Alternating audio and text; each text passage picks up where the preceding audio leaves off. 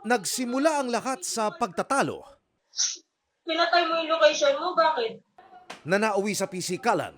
Sa kuha ng CCTV, kita ang simula ng palitan ng masasakit na salita ng mag-live-in partner hanggang sampalin ng babae ang lalaki na agad ding gumanti.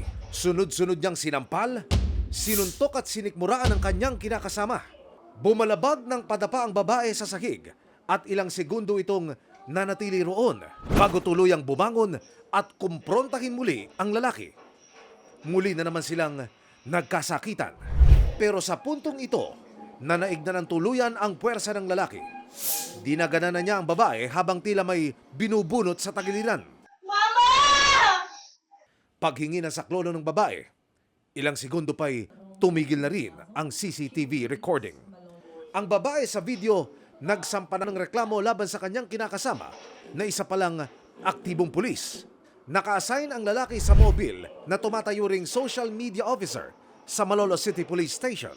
Hindi rin umano ito ang unang beses na sila'y nagkasakitan na ang karaniwang dahilan, selos. Ito pong video ayon sa ating biktima ay noong March 12. Dalawang beses nangyari ito. Ito po yung huling nangyari noong March 12, 2026. And yung nauna po ay last year. Ayon po sa aming investigasyon ay nagugat po dun sa tampuhan nila yung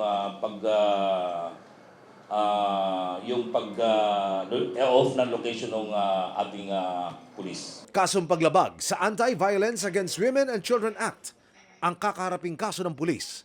Tinanggal na siya sa kanyang assignment at inilipat muna sa provincial headquarters. Patuloy naming sinusubukang makuha na ng panig ang kinasuhang pulis pero ayon sa kanyang hepe, Nabigla rin siya sa pangyayari.